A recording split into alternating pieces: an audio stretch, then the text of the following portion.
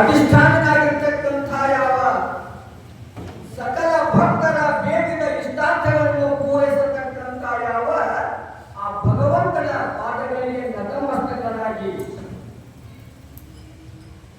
ಯಾವ ಸಂಗೀತಕಾರರಿಗೆ, ಮೃದಂಗ ಆಚಾರ್ಯರಿಗೆ ಹಾಗೂ ಹಾರ್ಮೋನಿಯಂ ಮಹಾರಾಜರಿಗೆ, ಮೀನಾಕರಿ ಮಹಾರಾಜರಿಗೆ, ಅವರಿವರನ್ನಲ್ಲಿ ಸರ್ವರ ಪಾದಗಳಿಗೆ ನಾನು ನತಮಸ್ತಕನಾಗಿ ಯಥಾಪತಿ ಯಥಾವಕಾಶ ಯಥಾ ಪ್ರಮಾಣ ನಾನೇನು ಬಲ್ಲವನಲ್ಲ, ಆದರೂ ಸೇವೆಗಾಗಿ ತಮ್ಮ ಆಜ್ಞೆಯನ್ನ ಶಿರಸ ವಹಿಸಿ ಕೆಲಸ ಮಾಡತಕ್ಕಂಥವನು ನಾನು.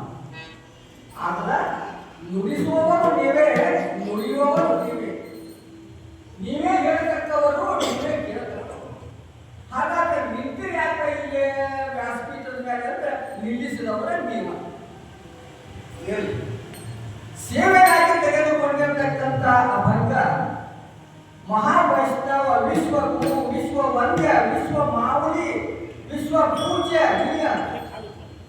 ಯಾವ ಪಂಚಮ ವೇದಗಳು ನಾವು ಹೋದ್ರೆ ಆ ಪಂಚಮ ವೇದಗಳ ಕರ್ತೃಗಳಾಗಿರ್ತಕ್ಕಂಥ ಯಾವ ತುಕಾರಾಮ ಮಹಾರಾಜರ ಯಾವ ತುಕಾರಾಮ ಗಾಥಾ ಅಭಂಗ ಸಂಪರ ಎಲ್ಲರಿಗೂ ಪಾಠಾಂತರ ಇರ್ತದ.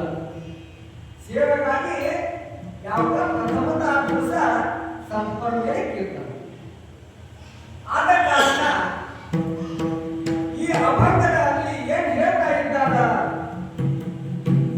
ಸುಖ ಏಕ ಏಕಿ ಖಾಯಿ ಬಹುಪಾಯಿ ಸಂತಾನಿಯ. ಎಲ್ಲ ಜೀವರಾಶಿಗಳಿಗೂ ಮಾನವ ಕುಲಕೋಟಿಗಳಿಗೂ ಏನು ಬೇಕ್ರಿ? ಸುಖ ಬೇಕು. ಹಾಗಾದ ಸುಖ ಎಲ್ಲಿದೆ ಅದನ್ನು ಹೇಳ್ತಾ ಇದ್ದಾರೆ.